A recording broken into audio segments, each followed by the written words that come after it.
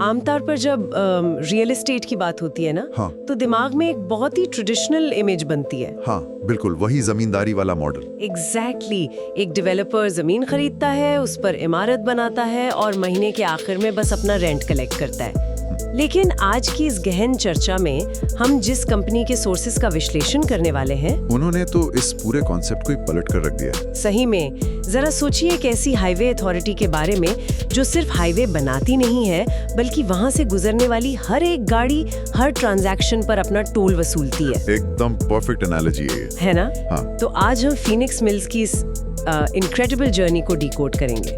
कैसे एक 1905 की पुरानी टेक्सटाइल मिल आज इंडिया की सबसे बड़ी retail led mixed use developer बन चुकी है। और सुनने वालों के लिए ये इसलिए जरूरी है क्योंकि अगर इंडिया की अर्बन कंजम्पशन स्टोरी को समझना है तो ये कंपनी उसके बिल्कुल सेंटर में बैठी है। बिल्कुल। और इस डीप डाइव के लिए हमारे पास काफी सॉलिड सोर्सेज हैं। हमने आईडीडी की 2026 स्वॉट एनालिसिस, एलारा कैपिटल और SOIC की रिपोर्ट्स और स्कैनिक्स के Q1 FY27 के बिल्कुल ताज़ा आंकड़े रेफर किए हैं। तो इन सबको कंबाइन करके जब हम देखते हैं तो एक क्लियर पिक्चर बनती है। देखिए, इन सभी रिपोर्ट्स को जब हम ऑब्जेक्टिवली एनालाइज करते हैं तो एक बात बहुत क्लियर हो जाती है कि फीनिक्स मिल्स मॉल्स को रियल एस्टेट की तरह ट्रीट ही नहीं कर रहा। मतलब उनका रेवेन्यू लेंस एक टिपिकल डेवलपर से बिल्कुल अलग है। तो इस टोल प्लाजा वाली एनालॉजी से ही शुरुआत करते हैं, जिसे सोर्सेज में रिटेल टोल प्लाजा मॉडल कहा गया है। अब आमतौर पर जब कोई दुकानदार मॉल में जगह लेता है तो वो एक फिक्स रेंट देता है, राइट? हाँ, स्टैंडर्ड इंडस्ट्री प्रैक्टिस वही है। तो यहाँ इनका गेम थोड़ा अलग कैसे ऑपरेट कर रहा है? यही वो मैकेनिज्म है जिसने इनकी ग्रोथ को इतना एक्सपोनेंशियल बनाया है। एक स्टैंडर्ड मॉल में डेवलपर का प्रॉफिट फिक्स्ड होता है। अगर मॉल में किसी दुकान पर बहुत भीड़ है, बम्पर सेल्स हो रही हैं, तो डेवलपर को उस ग्रोथ का कोई एक्स्ट्रा फायदा नहीं मिलता। उन्हें तो बस अपना रेंट मिल गया। सही बात है, लेकिन फीनिक्स मिल्स का मॉडल हाइब्रिड है। वो ब्रांड से एक फिक्स बेस रेंट तो लेते ही हैं, पर उसके साथ एक रेवेन्यू शेयर एग्रीमेंट भी करते हैं। अच्छा? यानी मॉल के अंदर होने वाली हर रिटेल सेल पर, चाहे वो ज़ारा की कोई एक्सपेंसिव जैकेट हो या एप्पल का नया फोन, उन्हें लगभग 1% का कट मिलता है। वेट, एक मिनट, मैं इस पर थोड़ा रुककर सोचना चाहूंगी। अगर मैं एक ब्रांड ओनर हूँ तो मैं अपना प्रॉफिट मार्जिन मॉल डेवलपर के साथ क्यों शेयर करूंगी? ये एक बहुत लॉजिकल सवाल है। मैं तो यही कहूंगी ना कि भाई आप अपना फिक्स्ड रेंट लीजिए और मुझे अपना बिजनेस करने दीजिए। ब्रांड्स एक्चुअली इस मॉडल पर अग्री क्यों करते हैं? क्योंकि फीनिक्स उन्हें सिर्फ 4 दीवारियां और एक छत नहीं दे रहा, वो उन्हें एक क्यूरेटेड इकोसिस्टम दे रहा है। ब्रांड्स को पता है कि एक आम हाई स्ट्रीट पर दुकान खोलने से फुटफॉल की कोई पक्की गारंटी नहीं होती। हाँ, वहाँ रिस्क ज्यादा है। लेकिन फीनिक्स पैलेडियम या मार्केट सिटी में उन्हें प्रीमियम कस्टमर्स का एक अश्योर्ड फ्लो मिलता है। ये पूरी तरह से एक सिम्बायोटिक रिलेशनशिप है। फीनिक्स एक्चुअली बहुत पैसा खर्च करता है मार्केटिंग और इवेंट्स पर, ताकि लोग मॉल आएं। और जब लोग आएंगे तो बिक्री बढ़ेगी। एग्जैक्टली। उस फुटफॉल से ब्रांड की बिक्री बढ़ती है और उस बिक्री से फीनिक्स की कमाई। एलारा कैपिटल का डेटा इस पावर को बहुत परफेक्टली कैप्चर करता है। पिछले साल बिना एक भी नया मॉल खोले फीनिक्स ने लगभग 4,400 करोड़ रुपए का रिकॉर्ड रेवेन्यू जनरेट किया। वाओ, बिना कोई नया मॉल खोले? हाँ, और उनका ईबिट्स का लगभग 2600 करोड़ रुपए था। ये ईबिट्डा वाला फिगर थोड़ा टेक्निकल हो गया। आसान भाषा में मैं समझना चाहूंगी।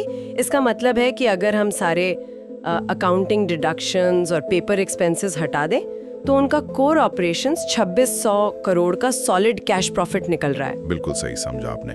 और ये अपने आप में एक मैसिव नंबर है। ये सिर्फ इसलिए हुआ क्योंकि एग्जिस्टिंग मॉल्स में कंजम्पशन बढ़ गया, यानी लोग उन्हीं मॉल्स में ज्यादा खर्च कर रहे थे। और उस 1% कट की वजह से बिना एक भी नई ईंट लगाए फीनिक्स का प्रॉफिट बढ़ गया। ये तो सच में मास्टर स्ट्रोक है। लेकिन यहीं पर आईडी की स्वॉट एनालिसिस एक बहुत बड़ा खतरा भी पॉइंट आउट करती है। और फ्रैंकली ये तो एक ऐसी चीज है जो हम सब अपनी रोजमर्रा की जिंदगी में देख रहे हैं। आप ई कॉमर्स की बात कर रही हैं ना? हाँ, आज हर चीज मंत्रा, अमेज़न या शीन पर भारी डिस्काउंट के साथ घर बैठे मिल जाती है। तो आज के टाइम में ट्रैफिक को क्रॉस करके पार्किंग ढूंढकर मॉल तक जाना, लोग फिजिकली मॉल जाएंगे ही क्यों? ये एग्जिस्टेंशियल थ्रेट बिल्कुल रियल है और हमने देखा भी है। अमेरिका में डेड मॉल्स का ट्रेंड इसी वजह से आया, जहां ऑनलाइन शॉपिंग ने फिजिकल रिटेल को तबाह कर दिया। तो फीनिक्स इस थ्रेट से कैसे बच रहा है? उन्होंने इस खतरे को स्मार्ट लेआउट साइकोलॉजी से काउंटर किया। उन्हें बहुत जल्दी ये समझ आ गया था कि अगर वो सिर्फ और सिर्फ शॉपिंग पर फोकस करेंगे तो ई कॉमर्स उन्हें हरा देगा। ओह, इसीलिए अब मॉल सिर्फ दुकानें नहीं रहे। सही कहा, उन्होंने मॉल्स को all in one weekend destinations में बदल दिया। अगर आप इनके नए जनरेशन के मॉल्स देखें तो प्राइम लोकेशंस पर सिर्फ कपड़ों की दुकानें नहीं होती, वहाँ बड़े गेमिंग जोन्स होते हैं अब। हाँ, massive gaming zones, trampoline parks, multiplexes और ग्राउंड फ्लोर प्लाजा में लाइव म्यूजिक इवेंट्स होते हैं। इसके पीछे एक डीपली रिसर्च्ड बिहेवियरल साइंस काम करती है। वो कैसे? मैं थोड़ा और डिटेल में इसका मैकेनिक समझना चाहूंगी। देखिए, लोग घर से निकलते हैं नेचुरली सोशल इंटरैक्ट करने के लिए, फैमिली के साथ अच्छा डिनर करने या दोस्तों के साथ हैंग आउट करने। ये एक्सपीरियंसेस आप इंटरनेट से ऑर्डर नहीं कर सकते। हाँ, वर्चुअल डिनर तो नहीं कर सकते हम। एग्जैक्टली। तो फीनिक्स पहले लोगों को एंटरटेनमेंट और प्रीमियम फूड के जरिए मॉल के अंदर लाता है, और फिर जब वो लोग मॉल में घूम रहे होते हैं तब इम्पल्स बाइंग होती है। कपड़े या जूते खरीदना एंड गोल नहीं होता, वो उस वीकेंड आउटिंग का एक बाय प्रोडक्ट बन जाता है। मैं इसमें थोड़ा सा पुश बैक देना चाहूंगी, स्पेशली जब हम जेन जी और आज की यंग पीढ़ी की बात करते हैं। वो जनरेशन बहुत वैल्यू कॉन्शियस भी है और डिजिटल फर्स्ट भी है। बिल्कुल, उनकी हैबिट्स अलग हैं। तो अगर उन्हें सेम स्नीकर ऑनलाइन 30% सस्ते में मिल रहा है, तो क्या सिर्फ एक इंस्टाग्रामेबल डेकोर और प्रीमियम फूड कोर्ट उन्हें सच में फिजिकल शॉपिंग करने पर मजबूर कर देगा? ऐसा लगता जरूर है कि वो ऑनलाइन ही जाएंगे, लेकिन SOIC की रिपोर्ट एक बहुत ही काउंटर इंट्यूटिव ट्रेंड रिवील करती है। इस पूरे ई कॉमर्स बूम के बावजूद डेटा प्रोजेक्ट कर रहा है कि FY30 तक इंडियन रिटेल का करीब 75% हिस्सा ऑफलाइन चैनल से ही आएगा। Wait, 75% offline? इतना ज्यादा? हाँ, और जेनजी को कन्वर्ट करने के लिए फीनिक्स ने प्रीमियमाइजेशन का हथियार यूज किया है। उदाहरण के तौर पर पुणे मार्केट सिटी को उन्होंने हाल ही में एवेन्यू ऑफ स्टार्स के रूप में रिपोजिशन किया है। एवेन्यू ऑफ स्टार्स, ये काफी फैंसी साउंड कर रहा है। वो अपने मॉल्स को एक स्टेटस सिंबल बना रहे हैं। ओह, मैं अब समझ रही हूँ। तो जब कोई पुणे के इस एवेन्यू ऑफ स्टार्स में इंस्टाग्राम पर चेक इन करता है, तो वो एसेंशियली सिर्फ शॉपिंग नहीं कर रहा, वो एक पूरा लाइफस्टाइल प्रोजेक्ट कर रहा है। एग्जैक्टली, वो अपनी सोशल करेंसी बढ़ा रहा है। वो फ्लेक्स कर रहा है कि मैं एक एक्सक्लूसिव प्रीमियम जगह पर हूँ। सही पकड़ा आपने। और लोग उस एक्सपीरियंस और उस स्टेटस के लिए एक्स्ट्रा पैसे देने को बिल्कुल तैयार हैं। ई कॉमर्स आपको कन्वीनियंस देता है, पर फिजिकल प्रीमियम मॉल्स स्टेटस और एक्सपीरियंस देते हैं। और उस एक्सपीरियंस में बिताए गए वक्त का डायरेक्ट कनेक्शन वहाँ की सेल्स से होता है, जो अल्टीमेटली उनके उस टोल प्लाजा मॉडल में रेवेन्यू बनकर रिफ्लेक्ट होता है। बिल्कुल, ये एक लूप है जो कॉन्स्टेंटली अपने आप को फीड करता है। ये स्ट्रैटेजी करंट फेज के लिए तो ठीक लग रही है, लेकिन अगर इनको अपना ये मैसिव ग्रोथ इंजन चालू रखना है, तो वो सिर्फ एग्जिस्टिंग मॉल्स के रेवेन्यू शेयर पर तो डिपेंड नहीं रह सकते ना? नहीं, बिल्कुल नहीं, वहाँ स्टैग्नेशन आ जाएगी। तो इलारा कैपिटल की इन डेप्थ रिसर्च में इनकी एक नई स्ट्रैटेजी की बात की गई है, जिसे वो मॉल ऑफ द फ्यूचर कह रहे हैं। अब ये नया कॉन्सेप्ट क्या है? मॉल तो इनके पहले से ही फ्यूचर प्रूफ लग रहा है। ये इनकी सबसे अग्रेसिव और कैपिटल इंटेंसिव स्ट्रैटेजी है। अभी तक हम जिस मॉडल की बात कर रहे थे, उसमें एक बहुत बड़ा रिस्क था। लोग वीकेंड पर तो मॉल आते थे, लेकिन वीकडेज पर मंडे से फ्राइडे फुटफॉल काफी ड्रॉप हो जाता था। हाँ, लोग ऑफिस में होते हैं। तो इस इश्यू को सॉल्व करने के लिए फीनिक्स अब सिर्फ एक शॉपिंग कॉम्प्लेक्स नहीं बना रहा। वो खाली जमीन पर जब मॉल बनाते हैं तो उसके बिल्कुल ऊपर या एकदम साथ वाले टावर में ग्रेड ए कमर्शियल ऑफिसेज और लग्जरी होटल्स कंस्ट्रक्ट कर रहे हैं, जैसे सेंट रीजेस या ग्रैंड हाइट टाइप के होटल्स। हाँ, वही लग्जरी लेवल। ओके, तो इससे एक कैप्टिव फुटफॉल जनरेट होता है। अगर मैं उस इकोसिस्टम का हिस्सा हूँ, तो मेरा दिन कैसा दिखेगा? अगर मैं वहाँ उस ग्रेड ए ऑफिस में काम कर रही हूँ, तो क्या मैं बेसिकली उस इकोसिस्टम में ट्रैप हो गई हूँ? ट्रैप शब्द थोड़ा सा हार्श हो गया, लेकिन मैकेनिकली देखा जाए तो वही हो रहा है। इसको ऐसे विजुअलाइज कीजिए, एक बड़ी टेक या फाइनेंस कंपनी उस ऑफिस में रेंट पर है। सुबह वहाँ काम करने वाले हजारों लोग आते हैं। राइट। लंच टाइम पर वही लोग लिफ्ट से नीचे आते हैं और मॉल के प्रीमियम फूड कोर्ट में खाना खाते हैं। शाम को 6 बजे जब शिफ्ट खत्म होती है, तो ट्रैफिक में फंसने के बजाय वो मॉल में दोस्तों के साथ कॉफी पीते हैं या जरा सी शॉपिंग कर लेते हैं। और जो लोग उस लग्जरी होटल में रुके हैं, जो हाई नेटवर्थ क्लाइंट्स होटल में ठहरे हैं, वो भी नेचुरली सीधे मॉल में आकर प्रीमियम शॉपिंग करेंगे। ये तो सच में एक पूरा माइक्रो सिटी बन गया। मतलब ये पूरा एक क्लोज्ड लूप इकोनॉमी है, जहाँ एक बार इंसान अंदर आया तो उसका वॉलेट शेयर घूम फिर कर मॉल के अलग अलग हिस्सों में ही जा रहा है। बिल्कुल। और बिजनेस के नजरिए से इसका सबसे बड़ा फायदा, जिसे हम ब्लेंडेड यील्ड कहते हैं, वो होगा। क्योंकि जब आपने एक प्रीमियम जमीन खरीद ली, तो उसकी कॉस्ट तो मॉल के प्रोजेक्शंस में पहले ही निकल आई। सही बात है। अब उसी जमीन के ऊपर हवा में ऑफिस और होटल बनाने से आपका हर एक्स्ट्रा स्क्वायर फुट का जो प्रॉफिट मार्जिन है वो तो एक्सपोनेंशियली हाई हो जाएगा। आपने बिल्कुल सही पॉइंट पकड़ा। लैंड एक्विजिशन कॉस्ट फिक्स हो चुकी है, उसके ऊपर आप वर्टिकल डेवलपमेंट से जितनी लेयर्स जोड़ेंगे आपका आरओआई उतना ही सॉलिड होगा। और एलेरा कैपिटल के नंबर्स इस एक्सपेंशन पर पूरा कॉन्फिडेंस दिखाते हैं। नंबर्स क्या कहते हैं? फीनिक्स अपना retail portfolio 8 million square feet से बढ़ाकर 2026-2027 तक 14 मिलियन स्क्वायर फीट तक ले जाने वाला है। ओह वाओ, लगभग डबल। और ऑफिस पोर्टफोलियो तो 2 मिलियन स्क्वायर फीट से सीधा 7 मिलियन स्क्वायर फीट पे जंप करने वाला है। ऑफिस स्पेस लगभग 3 गुना बढ़ रही है। ये सच में इनके फ्यूचर प्लान का एक बहुत बड़ा हिस्सा है। लेकिन इन रिपोर्ट्स को पढ़ते वक्त एक चीज ने मुझे थोड़ा हैरान किया था। वो क्या? इन एक्सपेंशन प्लान्स में सिर्फ मुंबई या बैंगलोर जैसी मेट्रोज नहीं है, बल्कि कलकत्ता, सूरत और इंदौर जैसी टियर 2 सिटीज प्रोमिनेंटली फीचर हो रही हैं। हाँ, टियर 2 इनका बड़ा फोकस एरिया है। अब देखिए, मुंबई में पैलेडियम मॉल का कॉन्सेप्ट समझ आता है क्योंकि वहाँ एक एस्टैब्लिश्ड अल्ट्रा रिच क्लास है। पर क्या सूरत या इंदौर जैसे शहरों में लग्जरी और ग्लोबल ब्रांड्स को अफोर्ड करने की कैपेसिटी सच में इतनी है जितना फीनिक्स प्रोजेक्ट कर रहा है? ये डाउट शुरू में काफी मार्केट एनालिस्ट को भी था, लेकिन जमीन की हकीकत बिल्कुल अलग है। टियर 2 सिटीज के कंजम्पशन पैटर्न्स में अब एक मैसिव शिफ्ट आ चुका है। कोविड के बाद से, राइट? हाँ, कोविड के बाद बहुत सारा हाई इनकम टैलेंट वापस अपने होम टाउन्स चला गया और सोशल मीडिया पेनिट्रेशन की वजह से वहां की एस्पिरेशनल डिमांड टियर 1 सिटीज के बिल्कुल बराबर हो चुकी है। उन शहरों में पैसा तो हमेशा से था, पर खर्च करने के लिए प्रीमियम प्लेटफॉर्म्स नहीं थे। कोई आउटलेट ही नहीं था वहां। एग्जैक्टली। इसका एक सॉलिड डेटा पॉइंट एसओआईसी की रिपोर्ट में है।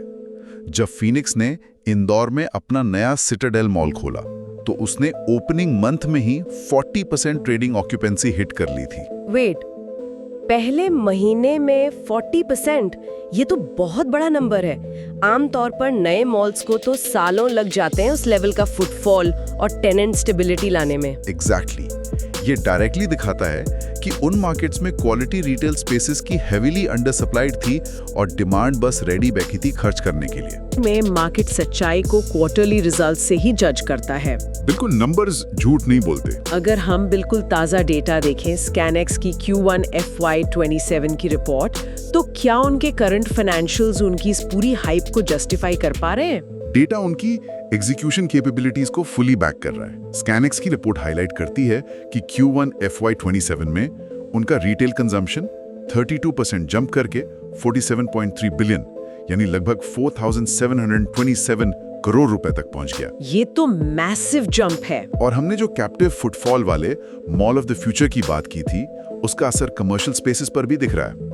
इनका कमर्शियल ऑक्यूपेंसी 72% पर सॉलिड खड़ा है और हॉस्पिटैलिटी सेक्टर में रेवपार बहुत तेजी से बढ़ा है। मैं यहाँ नए लिसनर्स के लिए एक छोटी सी चीज क्लियर कर दूं। होटल इंडस्ट्री में रेवपार एक बहुत क्रूशियल मेट्रिक होता है, यानी रेवेन्यू पर अवेलेबल रूम। ये सिर्फ ये नहीं देखता कि कितने कमरे भरे हैं, बल्कि ये बताता है कि उन कमरों को कितनी प्रीमियम प्राइसिंग पर बेचा गया है। सही कहा आपने। तो रेवपार का बढ़ना मतलब डिमांड इतनी हाई है कि होटल्स प्रीमियम रेट्स चार्ज कर पा रहे हैं। एग्जैक्टली। तो इन सभी स्ट्रॉन्ग फंडामेंटल्स को देखते हुए JP मॉर्गन ने फीनिक्स पर अपनी ओवरवेट रेटिंग मेंटेन की है और 2000 रुपीज का टारगेट प्राइस रखा है। उनका क्लियर मानना है कि कंजम्पशन प्रॉक्सी बनने का इनका जो रोड मैप है वो प्रॉपर ऑन ट्रैक है। लेकिन देखिए, रियल एस्टेट एक बहुत ही हाइपर कंपेटिटिव स्पेस है। और जब हम टॉप प्लेयर्स की बात करते हैं तो एक रिपोर्ट में एक बहुत इंटरेस्टिंग कंपैरिजन किया गया था, Phoenix mills versus Prestige estates. हाँ, प्रेस्टीज भी एक डोमिनेंट प्लेयर है। प्रेस्टीज एक बहीमत है इंडियन रियल एस्टेट में, और रिपोर्ट कहती है कि प्रेस्टीज के मॉल्स की ऑक्यूपेंसी रेट 99% है, जो कि बेसिकली फुली पैक्ड है। तो क्या प्रेस्टीज इनके इस टोल प्लाजा मॉडल के लिए आगे चलकर एक लॉन्ग टर्म थ्रेट बन सकता है?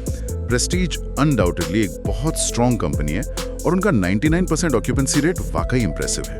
पर जब हम रेवेन्यू जनरेशन और उसके स्केल का डेप्थ एनालाइज करते हैं तो दोनों में जमीन आसमान का फर्क नजर आता है। अच्छा, वो कैसे? अगर हम FY26 के नंबर्स कंपेयर करें तो प्रेस्टीज की रिटेल रेंटल इनकम थी करीब 275.4 करोड़ रुपए। उसके ठीक मुकाबले फिनिक्स मिल्स ने उस साल 2157 करोड़ रुपए की रेंटल इनकम दर्ज की। 2157 करोड़ वर्सेस सिर्फ 275 करोड़। ये तो लगभग 8 गुना बड़ा रेवेन्यू हुआ। एक ही स्पेस में और सेम इकोनॉमी में होते हुए रेवेन्यू में इतना मैसिव डेल्टा कैसे हो सकता है? इसका सीधा जवाब उनके बिजनेस डीएनए में छुपा है। प्रेस्टीज एसेंशियली एक डाइवर्सिफाइड बिल्डर है। मतलब वो हर जगह हाथ डालते हैं। हाँ, वो रेजिडेंशियल प्रोजेक्ट्स में हेवी हैं, आईटी पार्क्स बनाते हैं और मॉल्स भी बनाते हैं। लेकिन फीनिक्स ऑलमोस्ट एंटायरली एक स्पेशलिस्ट है। उनका कोर फोकस, उनका 100% ब्रेन पावर सिर्फ retail led mixed use destinations create करने पर लगा है। सही बात है। प्रेस्टीज अपने रेंटल पोर्टफोलियो को एग्रेसिवली बढ़ाने का टारगेट जरूर रख रहा है। FY30 तक उन्हें 1175 करोड़ पहुंचने की उम्मीद है। लेकिन प्रॉब्लम यह है कि तब तक फिनिक्स और भी ज्यादा आगे निकल चुका होगा। एक स्पेशलिस्ट हमेशा एक जनरलिस्ट से बेटर ऑप्टिमाइज कर पाता है। खास तौर पे जब बात एक प्रीमियम रिटेल एक्सपीरियंस मेंटेन करने की हो, है ना? ये स्पेशलिस्ट वाला पॉइंट काफी लॉजिकल है। लेकिन यहाँ एक अजीब पैराडॉक्स मुझे दिख रहा है। कैसा पैराडॉक्स? अगर कंपनी इतनी फंडामेंटल लेवल पर स्ट्रांग है और सच में कंजम्पशन प्रॉक्सी बन चुकी है, तो आम रिटेल इन्वेस्टर इस वेल्थ क्रिएशन का हिस्सा क्यों नहीं बन पाया? SOIC और दूसरे सोर्सेज इसकी शेयर होल्डिंग रियलिटी पर बहुत स्पेसिफिक फोकस करते हैं। वहाँ क्या कहानी चल रही है? ये शेयर मार्केट की एक थोड़ी कड़वी रियलिटी चेक है। अगर हम इनका शेयर होल्डिंग पैटर्न ध्यान से देखें तो प्रमोटर्स यानी कंपनी के मालिकों के पास लगभग 47% हिस्सेदारी है। ठीक है, वो तो एक्सपेक्टेड है। और दूसरा सबसे बड़ा हिस्सा, जिसे हम स्मार्ट मनी कहते हैं, उसके पास है। FIIs यानी फॉरेन इंस्टीट्यूशनल इन्वेस्टर्स ने करीब 33% शेयर्स होल्ड किए हुए हैं। आम पब्लिक या रिटेल निवेशकों का हिस्सा सिर्फ 3.4% के आसपास ही है। ओह, तो ये बेसिकली वही पुरानी कहानी हुई जहां ग्रोथ स्टोरी क्लियर होती है, लेकिन इंस्टीट्यूशंस चुपचाप एक्यूमुलेशन कर लेते हैं और आम इंसान हमेशा लेट एंट्री मारता है। बदकिस्मती से हाँ। और स्कैनेक्स की रिपोर्ट में NSE पर हुए मैसिव ब्लॉक ट्रेड्स का भी जिक्र है। एक 61.24 करोड़ का और दूसरा 32.37 करोड़ का। ये ब्लॉक ट्रेड्स इंस्टीट्यूशनल कॉन्फिडेंस का डायरेक्ट सिग्नल होते हैं कि उन्हें आगे का पोटेंशियल बहुत क्लियरली दिख रहा है। पर क्या इस हाई स्पीड ग्रोथ में कोई स्पीड ब्रेकर्स नहीं है? एक पॉइंट्स था उस रिपोर्ट में गोल्ड प्राइसेस को लेकर। हाल ही में गोल्ड के दाम गिरे हैं और हम जानते हैं मॉल्स में बड़े प्रीमियम ज्वेलरी स्टोर्स होते हैं। तो क्या सोने की बिक्री कम होने से उनके 1% रेवेन्यू शेयर मॉडल को बड़ा डेंट लग सकता है? ये सवाल काफी एनालिस्ट ने उठाया जरूर था, पर JP मॉर्गन की रिपोर्ट ने इस एंजाइटी को बहुत क्लियरली एड्रेस किया। देखिए, अगर गोल्ड प्राइस गिरता है तो ऑब्वियसली ज्वेलरी की टोटल सेल्स वैल्यू पर असर पड़ता है, लेकिन फीनिक्स के टोटल रेवेन्यू पर इसका रिस्क ऑलमोस्ट जीरो है।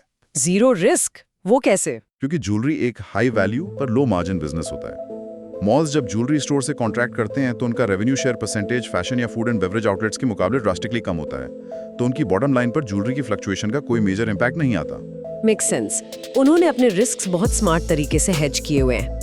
और एक रिपोर्ट एक और ऐसी टेलविंड यानी पॉजिटिव ट्रिगर के बारे में बताती है जो शायद अभी तक मार्केट ने फुली प्राइस इन नहीं किया है। आप लीज रिन्यूअल्स की बात कर रही हैं? हाँ, अगले 2 से 3 सालों के अंदर फीनिक्स की मॉल्स का लगभग 36 से 50% एरिया लीज रिन्यूअल के लिए आने वाला है। एक रियल एस्टेट बिजनेस के लिए इस रिन्यूअल फेज की एक्चुअली क्या अहमियत होती है? ये उनके प्रॉफिट मार्जिन्स के लिए अगला सबसे बड़ा कैटलिस्ट है। देखिए, कई एग्जिस्टिंग टेनेंट्स के पास 5 या 9 साल पुराने कॉन्ट्रैक्ट्स हैं, जो कि प्री कोविड या बिल्कुल अलग मार्केट कंडीशंस में साइन हुए थे। तब तो रेंट काफी कम रहा होगा। एग्जैक्टली। अब जब ये लीजेस एक्सपायर होंगी तो फीनिक्स के पास एक गोल्डन अपॉर्चुनिटी है इन कॉन्ट्रैक्ट्स को रीसेट करने की। आज उन मॉल्स की कंजम्पशन और फुटफॉल कहीं ज्यादा है। वो एसेंशियली उन टेनेंट्स का बेस रेंट हाइक कर सकते हैं या उनके रेवेन्यू शेयर टर्म्स को और बेटर नेगोशिएट कर सकते हैं। और ब्रांड्स को देना पड़ेगा क्योंकि उन्हें फुटफॉल मिल रही है। बिल्कुल। जो डिमांड ग्रोथ अभी उनके रेंटल्स में एडिक्वेटली कैप्चर नहीं हुई थी, वो इस रिन्यूअल साइकिल के थ्रू डायरेक्टली उनके प्रॉफिट्स को बूस्ट करेगी। तो अगर हम इन सारे बिंदुओं को एक साथ जोड़ें और इस पूरी चर्चा का निष्कर्ष निकालें, तो ये सिर्फ एक रियल एस्टेट कंपनी की कहानी नहीं बचती। एक 1905 की टेक्सटाइल मिल जो सिर्फ कपड़ा बनाती थी, उसने वक्त की नब्ज को समझा और आज इंडिया के सबसे complex mixed use spaces operate कर रही हैं। इनकी जर्नी एसेंशियली अडेप्टेबिलिटी की एक लिविंग केस स्टडी बन चुकी है। सही कहा आपने। ये दिखाता है कि बेस्ट बिजनेस मॉडल्स वो नहीं होते जो स्टैटिक रहते हैं, जब ई कॉमर्स का वेव आया तो उन्होंने रोने या पैनिक करने के बजाय अपने फिजिकल स्पेसेस को एक्सपीरियंस रिच बना दिया, उस स्मार्ट लेआउट साइकोलॉजी का इस्तेमाल करके। और उस टोल प्लाजा मॉडल के साथ। हाँ, रिटेल टोल प्लाजा मॉडल लाकर उन्होंने फिक्स्ड रेंट की एक सीलिंग को तोड़ दिया और इंडिया की ब्रॉड स्पेंडिंग स्टोरी के डायरेक्ट बेनिफिशियरी बन गए। मेरे हिसाब से मेन टेक अवे यही है कि बदलते कंज्यूमर्स के साथ अपने बिजनेस के मैकेनिज्म को डायनामिकली शिफ्ट करना ही सर्वाइवल और ग्रोथ की असली की है। ये पूरा विश्लेषण सच में बहुत डीप और रिवीलिंग था, लेकिन इस डीप डाइव को ख़त्म करने से पहले इस सारे इन्फॉर्मेशन से एक बहुत ही इंटरेस्टिंग और मैं कहूँगी थोड़ा चैलेंजिंग थॉट मेरे दिमाग में आता है।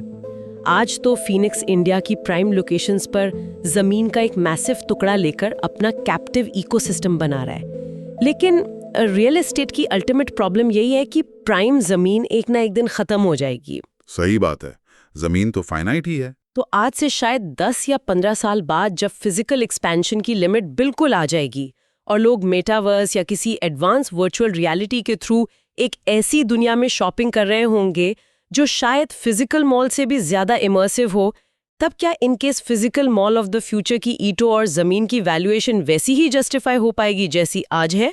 ये तो एक बहुत बड़ा पैराडाइम शिफ्ट होगा, है ना? या फिर अपने इस टोल प्लाजा मॉडल को जिंदा रखने के लिए उन्हें वहां उस वीआर एनवायरनमेंट में डिजिटल जमीन खरीदकर अपना एक नया डिजिटल टोल प्लस बनाना पड़ेगा। आने वाले दशक की इस कंजम्पशन स्टोरी में फिजिकल और डिजिटल का ये कोलिजन एक बहुत बड़ा सवाल बनने वाला है, जिस पर आगे चलकर हमें जरूर सोचना चाहिए। बिल्कुल, उस पर तो एक अलग ही चर्चा हो सकती है। सही कहा। तो इस डीप डाइव में हमारे साथ जुड़ने के लिए शुक्रिया। आशा है इन नई पर्सपेक्टिव्स में इस चर्चा को आपके लिए एनरिचिंग बनाया होगा। चलिए इस सवाल पर विचार कीजिए। जल्द ही अगली गहन चर्चा में मिलते हैं।